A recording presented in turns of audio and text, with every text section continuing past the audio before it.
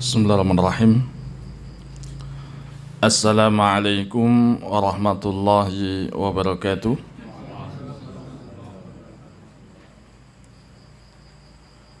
Alhamdulillah. Alhamdulillahi rabbil alamin. Wa bihi nasta'inuhu ala umurid dunya waddin. Wassalatu wassalamu ala ashrafil anbiya'i wal mursalin wa ala alihi wa sahbihi wa man tabi'ahum bi ihsanin ila yaumiddin, amma ba'd. Bapak-bapak yang semoga senantiasa dimuliakan oleh Allah Subhanahu wa taala, segala puji sebelumnya marilah senantiasa kita panjatkan kehadirat Allah Ta'ala atas limpahan nikmat-nikmatnya kepada kita semuanya. Tak lupa salawat kemudian salam semoga senantiasa terlimpahkan kepada Nabi Muhammad sallallahu alaihi wasallam, kepada keluarga beliau, para sahabat beliau, dan kepada seluruh umatnya yang senantiasa mengikuti sunnah-sunnah beliau, mengamalkan dan mendakwahkan hingga akhir zaman nanti. Kemudian kita lanjutkan, kita kaji tafsir surah Al-Baqarah, dan kita menginjak pada ayat yang ke-34 dan seterusnya.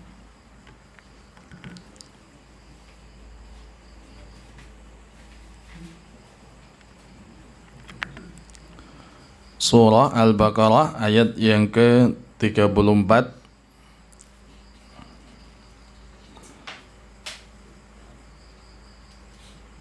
Sebagaimana biasa kita baca terlebih dahulu sekaligus untuk tahsin.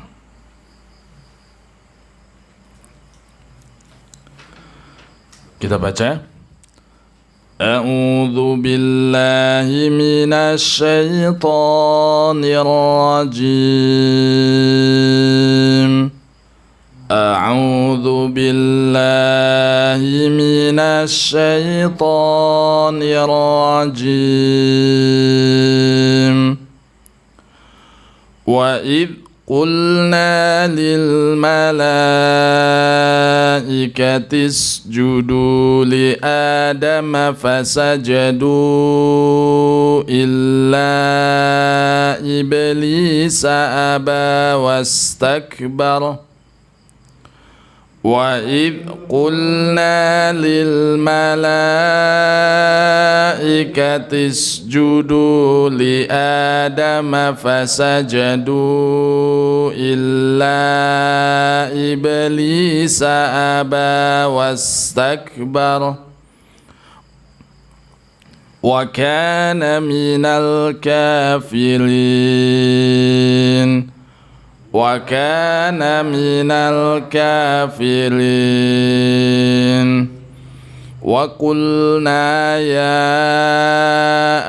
Adamu uskun anta wa zawjukal jannah. Wa qulna ya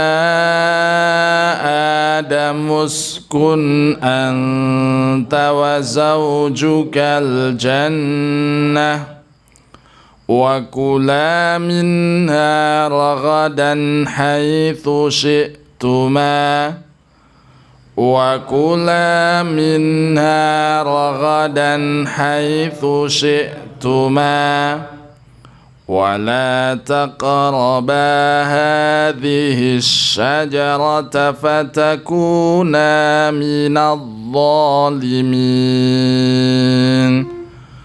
ولا تقربا هذه الشجرة فتكونا من الظالمين. فأزلهما الشيطان عنها فأخرجهما مما كانا فيه. فأزلهما الشيطان عنها فأخرجهما مما كانا فيه Wa qulna ihbitu ba'dukum li ba'din adu. Wa qulna ihbitu ba'dukum li ba'din adu. Walakum fil ardi mustaqarrun wa mata'un ila hin. Walakum fil ardi mustaqarrun wa mata'un ila hin. Fatalaqqa Adamu min rabbihi kalimatin fataba alayhi. Fatalaqqa Adamu min rabbihi kalimatin fataba alayhi. Innahu huwa Tawwabur Rahim. Innahu huwa Tawwabur Rahim.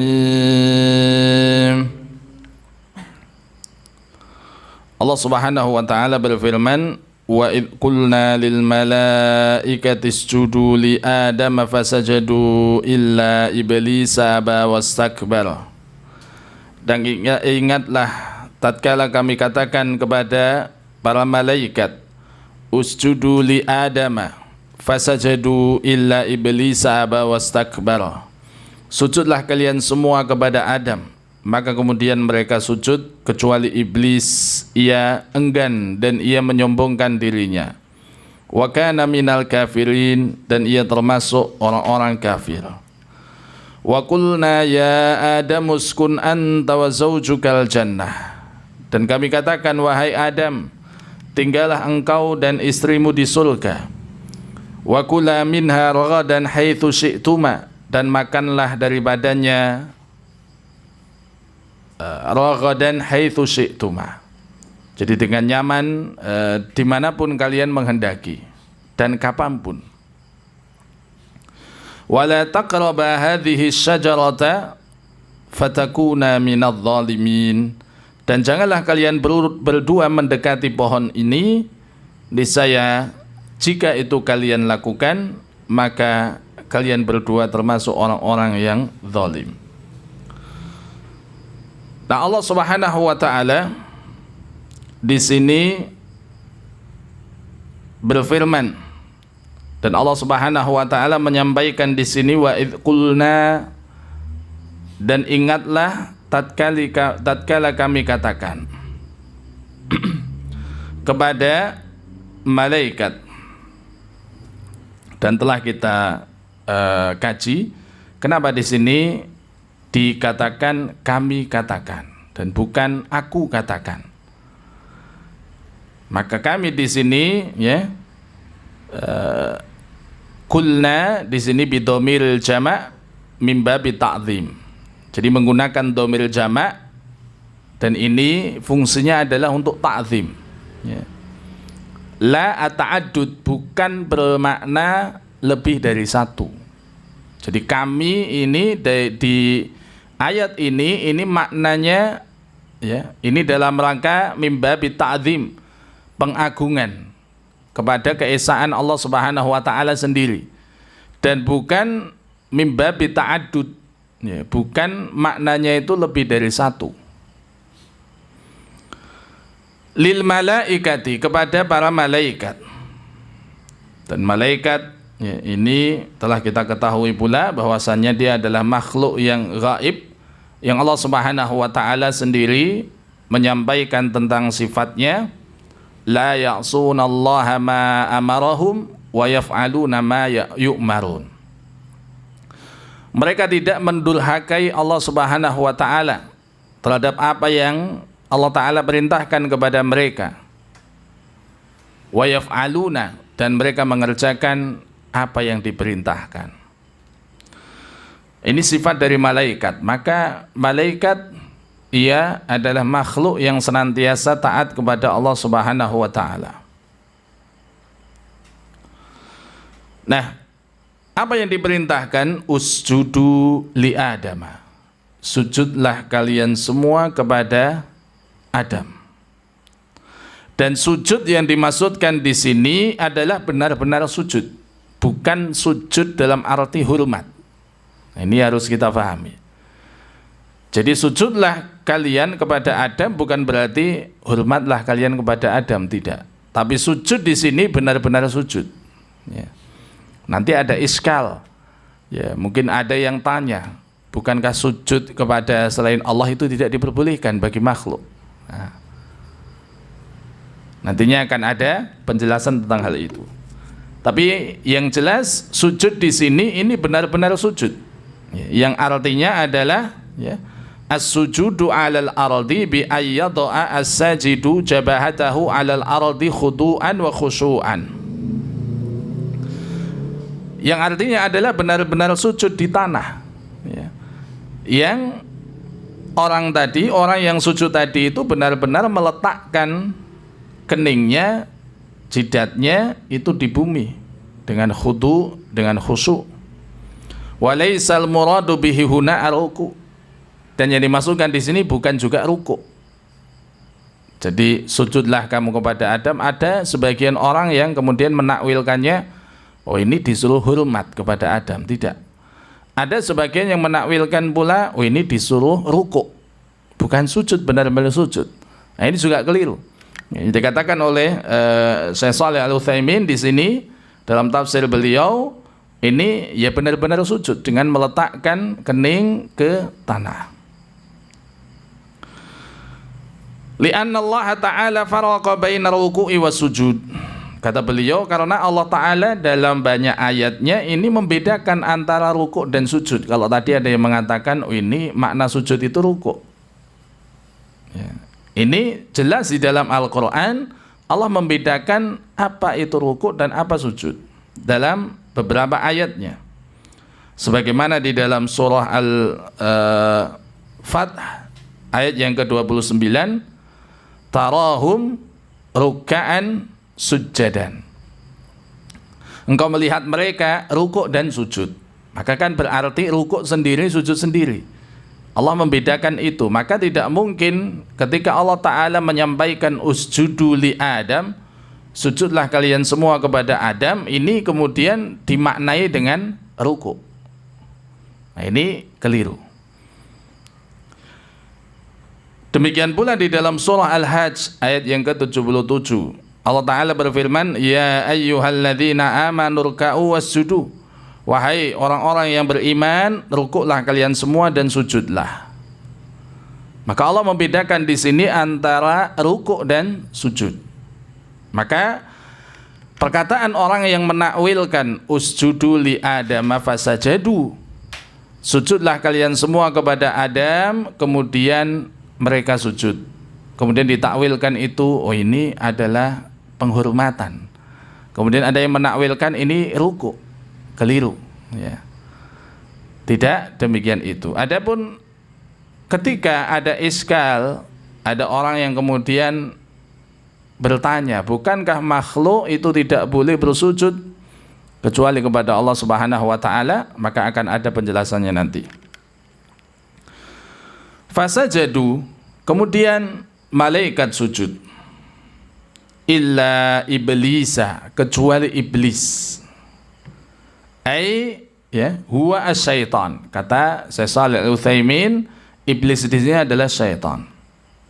Wa summiya iblisan li'annahu ablasa min rahmatillahi. Ayisa minha ya'san la raja'a ba'dahu. Kenapa kok dikatakan iblis? Kenapa iblis disebut iblis? Dan kata beliau di sini iblis ini juga dia dimaksudnya adalah syaitan ini. Kenapa iblis ini kemudian disebut iblis? Karena dia ablasa, dari kata-kata ablasa yang maknanya itu ayisa. Ayisa itu putus asa dari rahmat Allah Subhanahu wa Ta'ala. Ayisa, kayaknya kok kalau dipakai nama bagus. Nah, ini jangan keliru nanti kalau memberi nama anak itu Ayisa. Ya. Ini artinya putus asa. Kayaknya bagus memang ya. Makanya kalau beri nama itu ya benar-benar dicari artinya dulu gitu. Jangan, oh ini kayaknya bagus itu. Muflis. Yang artinya bangkrut ya. Kayaknya muflis ya. Kalau muflih ya ini beda ya. Orang yang beruntung. Tapi ini muflis itu bangkrut ya. Kayaknya bagus juga untuk nama itu muflis ya. Ternyata artinya bangkrut ya. Nah, iblis ini summiya iblisan, dia disebut iblis li'annahu ablasa, karena dia itu putus asa min rahmatillah, dari rahmat Allah Subhanahu wa taala. Dia benar-benar putus asa, tidak punya harapan lagi. Karena dia sudah sudah divonis oleh Allah Subhanahu wa taala dia termasuk orang-orang kafir. Dan dia termasuk ya calon penghuni neraka. Maka dia berputus asa dari rahmat Allah Subhanahu wa taala.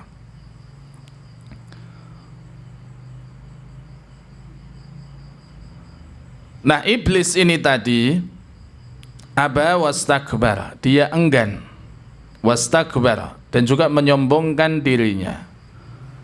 Enggan, dia tidak mau ketika diperintah oleh Allah Subhanahu wa taala, wastakbar, dan jadinya dia juga ya menyombongkan diri.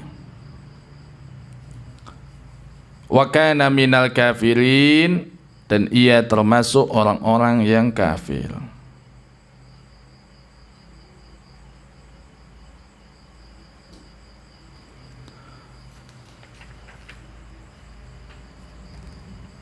Nah, Bapak-bapak yang dirahmati oleh Allah Subhanahu wa taala,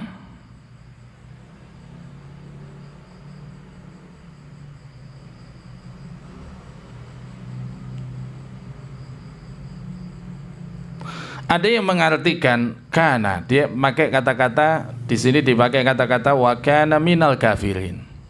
Ya, dan ia termasuk orang-orang yang kafir. Kana di sini fi'il madhi.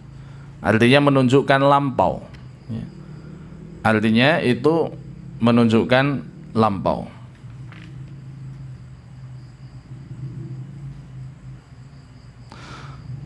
Berarti dahulu gitu. Berarti dahulu ya. Apakah kemudian bisa diartikan loh ini kan dahulu gitu.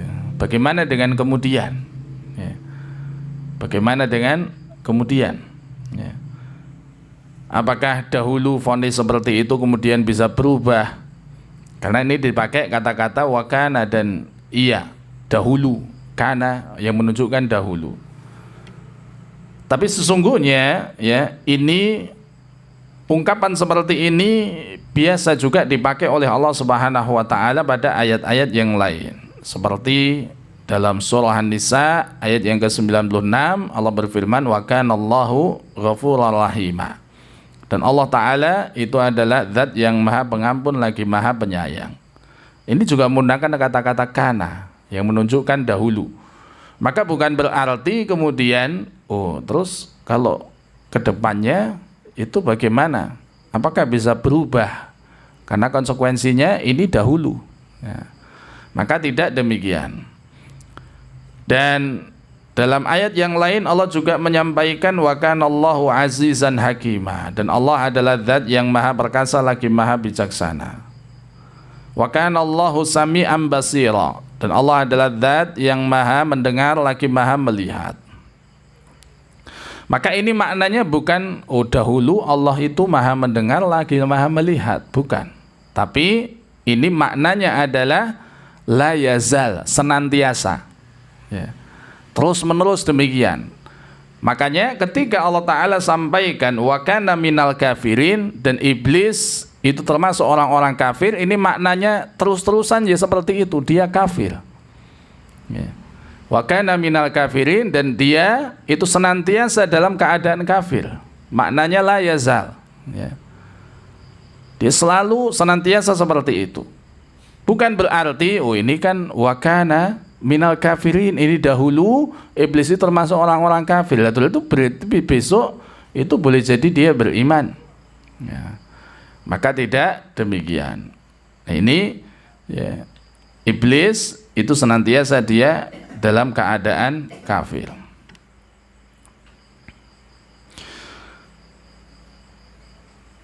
Nah, di ayat yang ke-34 ini apa faedah yang bisa kita ambil?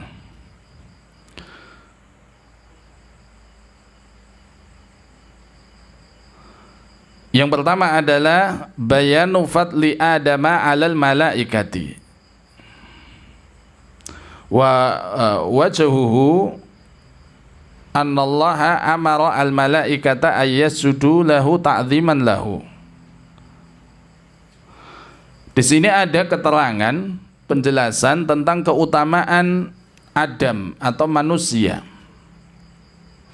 dibandingkan dengan malaikat. Jadi ada sisi keutamaannya, meskipun tentu saja ya, malaikat pun punya sisi keutamaan dari manusia. Nah, ini dibuktikan ya, Allah Subhanahu wa taala memerintahkan malaikat untuk sujud kepada Nabi Adam. Kemudian faedah berikutnya, anna sujuda li ghairillahi idza kana bi amrillahi fahuwa ibadatun. Sujud kepada selain Allah itu kalau itu memang merupakan perintah Allah, maka jadinya ibadah.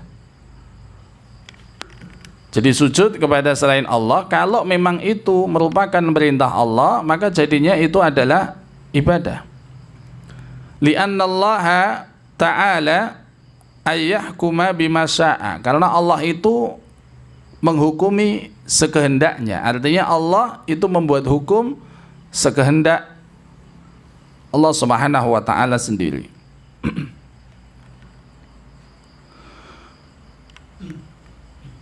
Akan tetapi perlu kita catat di sini, ya.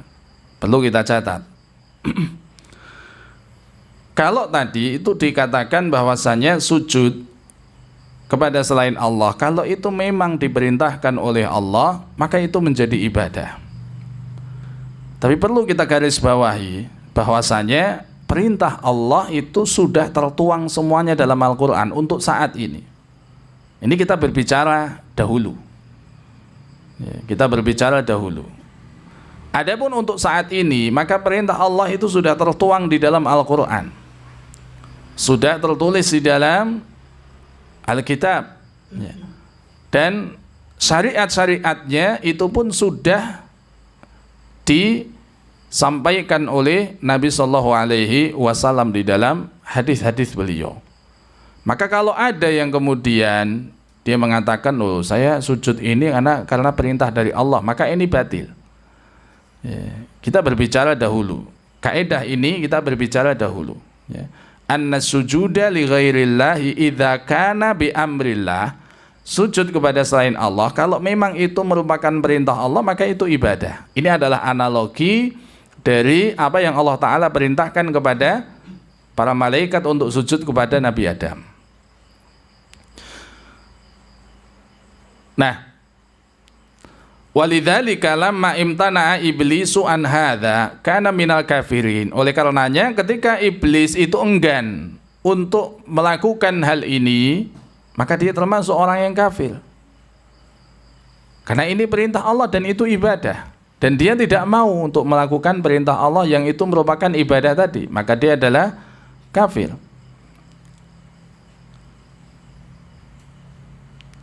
Wa qad istadalla ba'dul ulama'i bihadhil ayati ala kufri tarikis shalah. Nah, ini kemudian kita analogikan ke bab lain.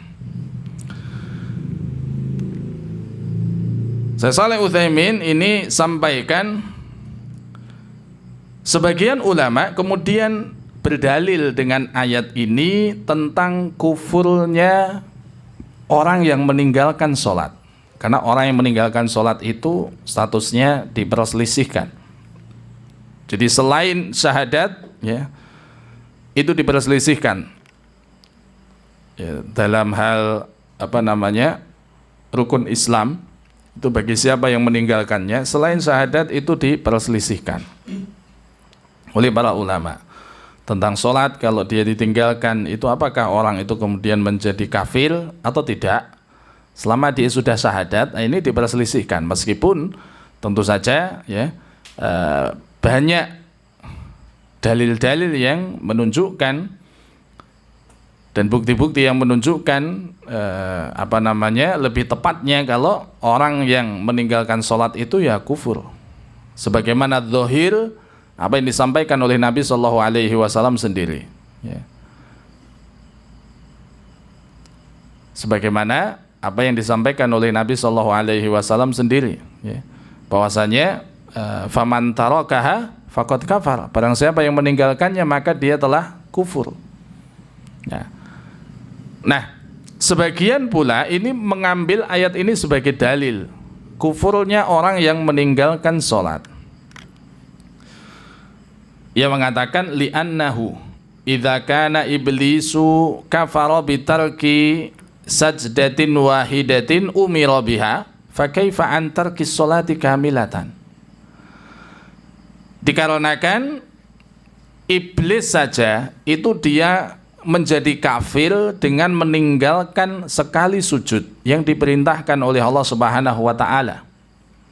Bagaimana dengan orang yang meninggalkan sholat secara keseluruhan? Yang di dalam sholat itu ada berapa sujud coba? Ya. Dalam sholat itu ada berapa sujud? Kalau untuk 2 rakaat saja itu berarti ada 4 sujud kan? Nah, ini iblis yang dia meninggalkan sekali sujud saja itu dihukumi kafir oleh Allah Subhanahu wa taala, wa kana minal kafirin, dan dia termasuk orang kafir. Ya. Apalagi orang yang meninggalkan sholat secara sempurna, sama sekali ditinggalkan. Padahal kalau yang ditinggalkan sholat zuhur jadinya 8 kali sujud. Sekali sujud saja itu ditinggalkan, menjadikan iblis itu dihukumi kafir. Apalagi yang sujudnya itu lebih banyak dari itu. Dan disertai dengan ibadah yang lain pula. Ada rukuknya, ya, ada tasyahudnya. Nah, ini iblis saja dia disuruh untuk sekali sujud. Sujud di sini sujudnya iblis kan disuruh sujud ibadah ini. Karena ini perintah dari Allah Subhanahu wa taala. Disuruh sujud ibadah. Ya. Ini dia melanggarnya, tidak mau, enggan untuk melakukannya, maka itu dihukumi kafir. Apalagi orang yang meninggalkan sholat secara keseluruhan.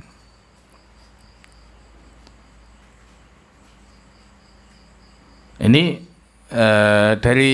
dari sudut pandang ini saja, ya, ini kita bisa mengambil satu faedah besar. Apalagi ditambahi dengan dalil-dalil yang lain yang menunjukkan kafirnya orang yang meninggalkan sholat.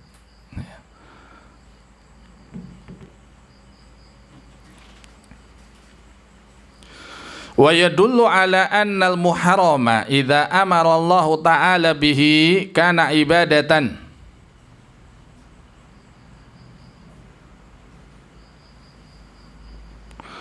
Dan ayat ini juga menjadi dalil bahwasanya hal-hal yang diharamkan kalau itu memang diperintahkan oleh Allah Ta'ala, maka itu pun menjadi ibadah.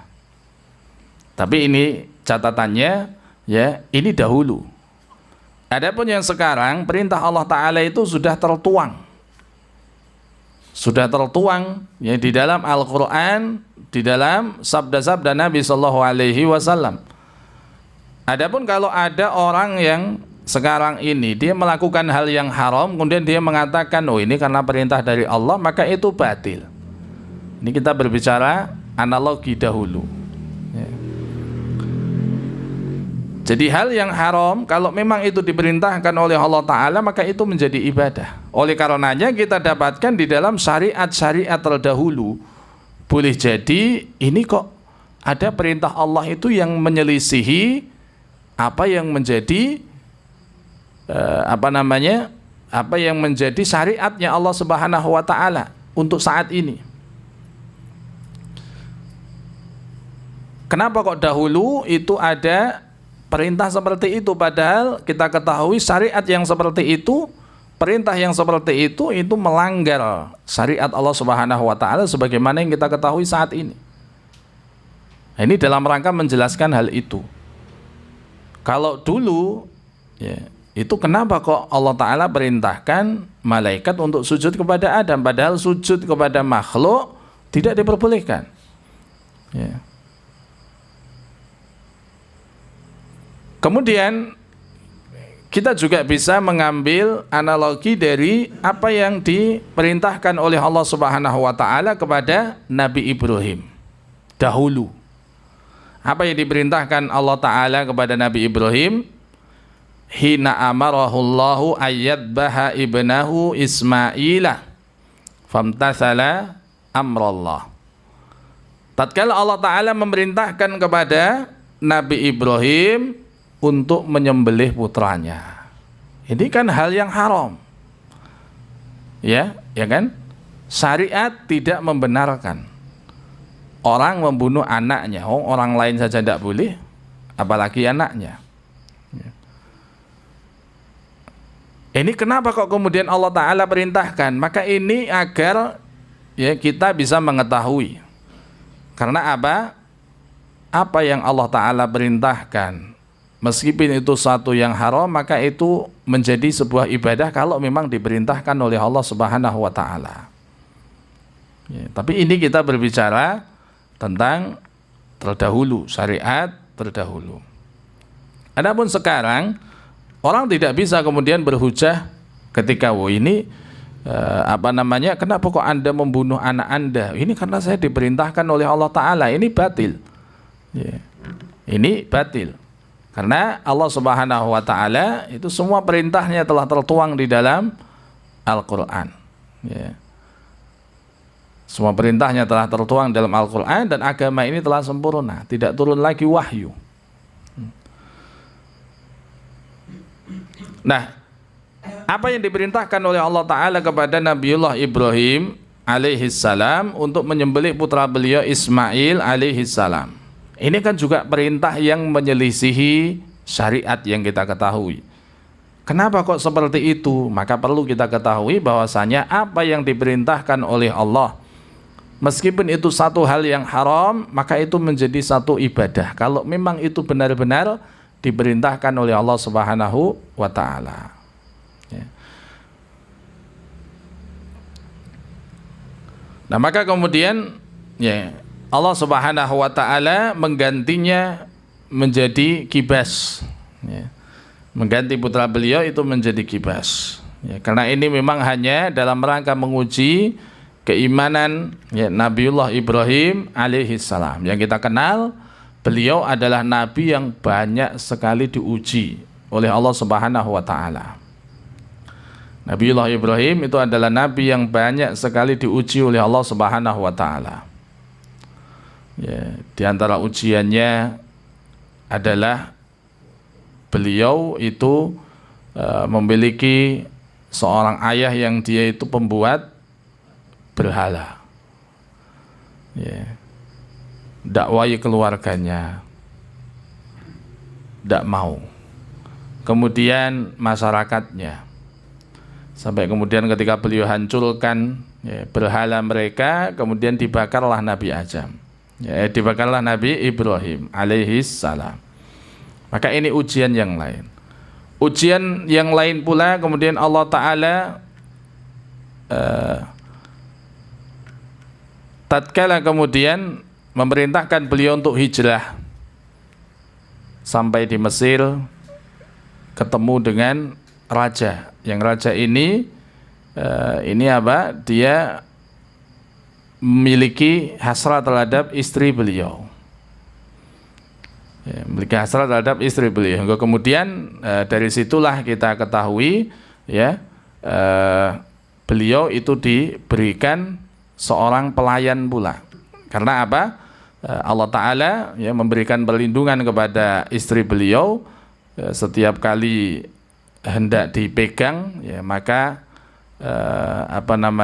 dikisahkan di situ bahwasanya tangan dari Raja Mesir tersebut itu kemudian menjadi tidak bisa bergerak ya.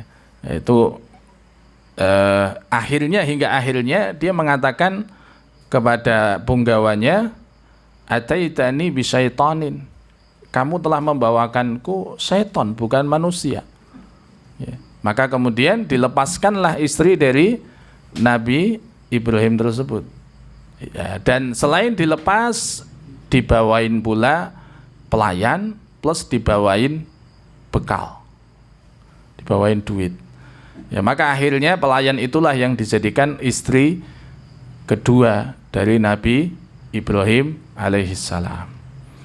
Tidak sampai di situ, kemudian diperintahkan oleh Allah Subhanahu wa Ta'ala untuk pergi ke Mekah, yang ketika itu beliau sudah memiliki putra, masih bayi ya. Tatkala itu Nabi Ismail itu masih bayi, belum diangkat jadi nabi ya, bersama istri beliau yang kedua ini ya.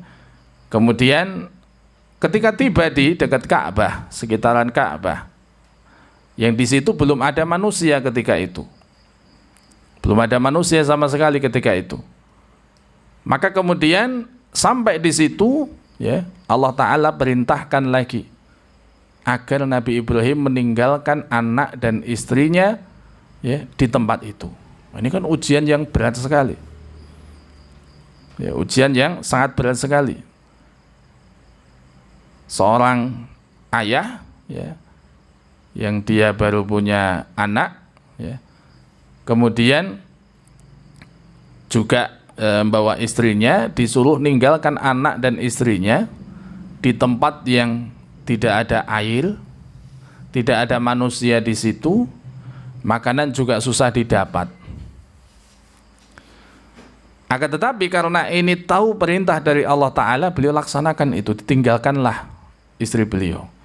Dan juga Nabi Ismail yang ketika itu masih bayi.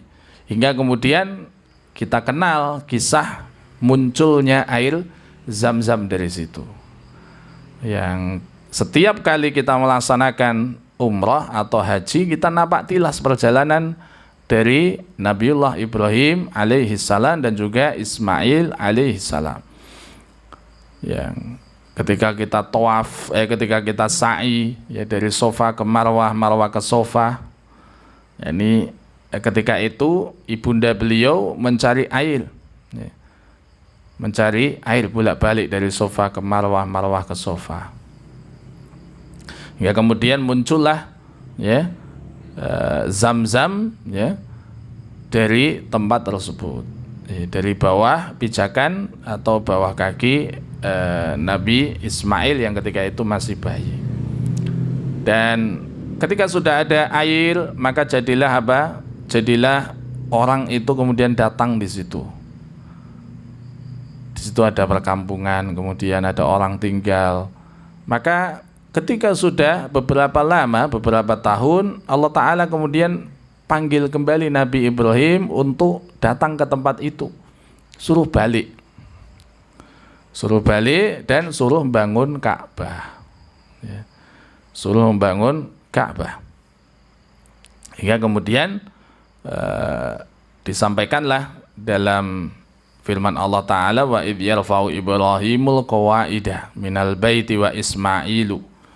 Dan ingatlah tatkala ya yarfa'u Ibrahimul qawaidah, Ibrahim ini meninggikan pondasi Ka'bah, demikian pula Ismail ya.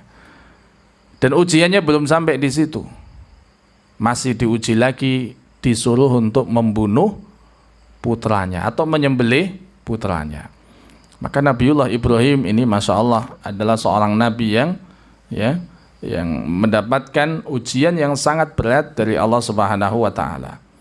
Dan perlu kita ketahui ya bahwasanya ya, di antara manusia itu yang paling berat ujiannya adalah para nabi. Karena dia adalah orang yang memiliki keimanan yang tinggi di sisi Allah Subhanahu wa taala. Di antara para nabi yang paling berat ujiannya adalah ulul azmi. Ya. Di antaranya adalah Nabiullah Ibrahim tadi juga. Ya. Dan demikian pula manusia. Semakin tinggi keimanannya kepada Allah Subhanahu wa taala, maka dia pun semakin diuji oleh Allah Subhanahu wa taala. Ya. Karena semakin tinggi keimanan seseorang, ya maka ujian yang dia alami pula itu pun semakin tinggi. Ya, demikian pula Nabi. Nah, Bapak-bapak yang dirahmati oleh Allah Subhanahu wa taala, maka ya, ini menunjukkan bahwasanya hal yang haram kalau seandainya kita dapatkan pada syariat terdahulu, mungkin ada pertanyaan bagi kita, pertanyaan dalam diri kita, kenapa kok Allah itu memerintahkan ya, Nabi Ibrahim itu untuk menyembelih Nabi Ismail? Bukankah ini adalah perkara dosa, perkara haram? Demikian pula ya, kalau seandainya ada yang bertanya, kenapa kok kemudian Allah itu memerintahkan malaikat untuk sujud kepada Nabi Adam, padahal sujud kepada makhluk, bagi makhluk kan tidak diperbolehkan. Ya, maka jawabannya karena apa? Yang haram kalau memang itu diperintahkan oleh Allah Subhanahu wa taala, maka itu menjadi ibadah bagi yang diperintahkan tadi. Ya, maka demikian pula bagi Nabiullah Ibrahim alaihissalam ketika diperintahkan untuk menyembelih putranya, maka beliau taati perintah Allah Subhanahu wa taala sebagaimana beliau taati perintah-perintah Allah sebelumnya ketika Allah mengujinya.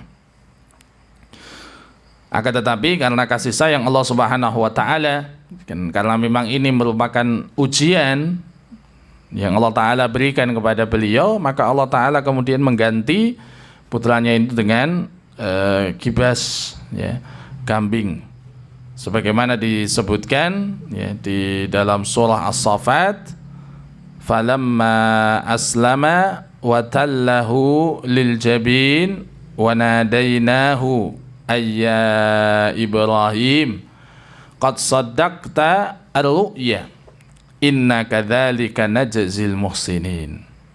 Maka ketika keduanya, yakni Nabi Ibrahim dan Ismail itu telah berserah diri, artinya sudah taat kepada perintah Allah Ta'ala ya, bagi bapaknya ya dia tidak merasa ragu lagi, karena ini perintah Allah ya harus dilaksanakan ya.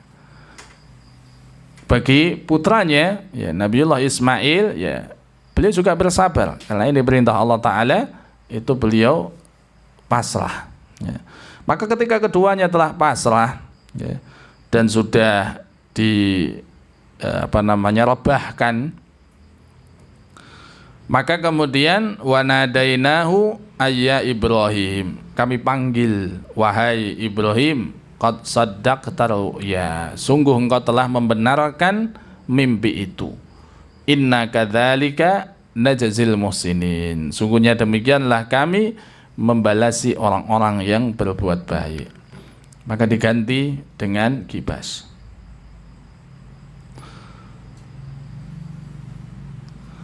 Nah, faedah berikutnya dari ayat ini, anna iblisa wal iyadu billah jama'a sifati dzammi kullaha. Iblis ini dia mengumpulkan sifat-sifat tercela keseluruhannya. Jadi sifat tercela itu ada pada dirinya semuanya. Di antaranya adalah al-iba'u anil amri, enggan melaksanakan perintah. Ini sifat tercela. Dan manusia kalau dia punya sifat seperti itu pula, ini manusia ini tercela juga. Enggan melaksanakan perintah Allah. Ya. Tahu itu diperintahkan, tapi enggan melaksanakan. Nah, ini sifatnya iblis ya. Kemudian wal istikbaru anil haq, menyombongkan diri dari al-haq, dari kebenaran, wa alal khalqi, dan menyombongkan diri di hadapan makhluk, wal kufri, dan kufur Ini semuanya ada pada iblis. Iblisu istakbara 'anil haq, ya, dia menyombongkan diri dari kebenaran, li'annahu lam yamtathil amrallah, karena dia tidak mau melaksanakan perintah Allah, maka dia menyombongkan diri dari kebenaran. Wastakbara 'alal khalqi, dan dia menyombongkan diri di hadapan makhluk. Buktinya apa? Dia mengatakan ana khairun minhu. Saya kan lebih baik daripada dia. Maksud saya suruh sujud kepada Adam? Ya, maka di samping dia menyombongkan diri kepada Allah, dia juga menyombongkan diri kepada makhluk. Menyombongkan diri kepada Allah dengan tidak melaksanakan perintahnya, menyombongkan diri kepada makhluk dengan ucapannya ana khairun minhu khalaqtani min narin wa khalaqtahu min tin. Saya kan lebih baik daripada dia, Adam. Saya itu diciptakan dari api, sementara Adam kan dari tanah. Kan saya lebih baik daripada dia. Ya, maka terkumpul di dalam dirinya itu sifat-sifat tercela keseluruhannya. Dan dia merendahkan Nabi Adam kan ketika itu. Ya. Dengan perkataannya itu ana khairun minhu khalaqtani min narin wa khalaqtahu min tin. Saya lebih baik daripada dia, Anda ciptakan saya dari api, sementara engkau ciptakan dia, Adam, itu dari tanah.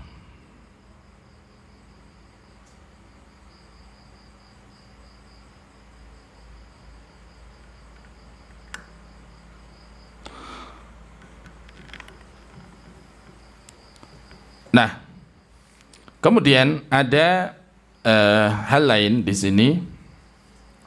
In qala qa'il, disampaikan, kalau ada orang yang bertanya, ya, fil ayati iskal, dalam ayat ini ada masalah nampaknya.